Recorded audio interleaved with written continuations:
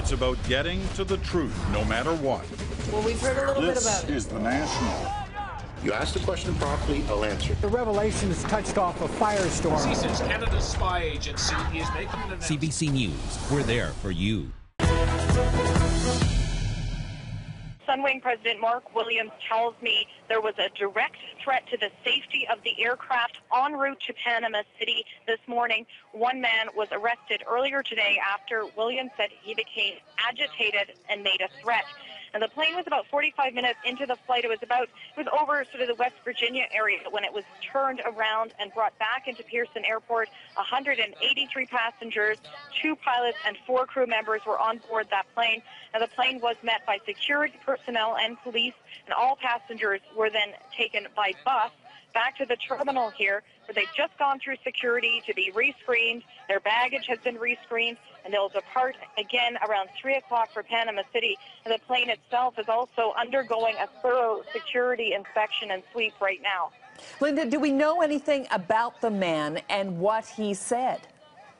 Well, I spoke to some passengers who were on that plane. One man was sitting right beside him. And those passengers, as they're going through the security, visibly shaken. Some were even in tears. They describe it as a terrifying experience. Now, the man who was sitting close to the man who allegedly made the threat, who police arrested, this man says he was ordering something from duty free when he started yelling and swearing, and he says he made something to the effect of a threat about a bomb. Now, that is just from witness accounts. We have not got that from police or from Sunwing. They say that he did make a direct threat, however, to the security of the aircraft.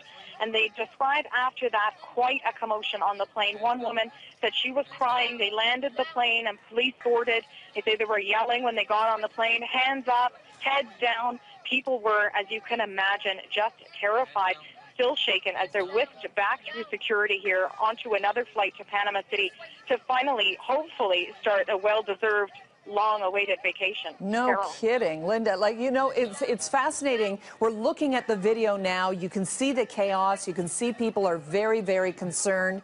But, you know, and everybody knows the rules. You don't say the word bomb from the moment you enter the airport to the moment you step off the tarmac.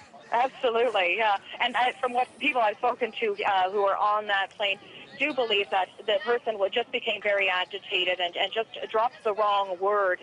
Most people I spoke with very frightened by the whole event, the series of events with the police getting onto the plane and yelling and all of that, but don't believe that this man actually possessed what we have heard he claimed to possess. As I understand it then, are you saying that when the police boarded the plane, they had a lot of frightened passengers there, a lot of chaos to deal with? How did they take us through, if you know from what you've heard, how they were able to deal with that? What did they ask the passengers to do?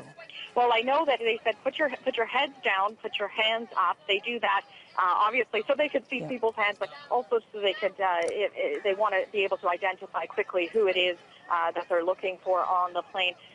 Now, once they were able to apprehend the man, from what I understand, all of those passengers were then, once they had sort of established some security and safety around the plane, they were escorted onto a bus and taken by bus into the terminal here. And when I arrived at the airport, I saw a Sunwing representative and some Peel police officers escorting quite a large group of people right through the terminal and straight through into their next security screening to go through the whole process again. Well, I imagine they'll have to give the police statements about what they heard and saw at that time so the police can make a case against the person accused of doing this. Yes, absolutely, and I mean it is a lot of witness accounts, as you heard. Some of those people sitting at the front of the plane had one experience. People sitting at the back of the plane heard something completely different, and the people sitting directly beside this person who was arrested, I'm sure police will spend some time speaking with those people today, as they would have been within earshot of what the actual threat was. Right. I'm going to let you go, Linda, but just before I do, for those joining us right now on this story, we had amateur video there. We're talking to Linda Ward of CBC News. amateur video you're watching from inside that Sunwing plane that was diverted from Panama back to Toronto under American fighter jet escort this morning. Linda, before I let you go, what's the allegation of what the person who's now under arrest, what they had to say that forced this turn of events? Well, police and their Sunwing representatives are saying that he made a direct threat to the security of the aircraft, and that's the official statement that we're getting right now. But certainly the threats do have to do, but we did hear from some witness accounts of people on the plane saying that he did use the word bomb in some way while he was on that plane. Now, those are, like I said, just from witness accounts, and we are waiting on police and Sunwing representatives to release some more details just about what the detail of that specific threat were. All right. Linda Ward at Toronto's Pearson International Airport. Linda, thank you.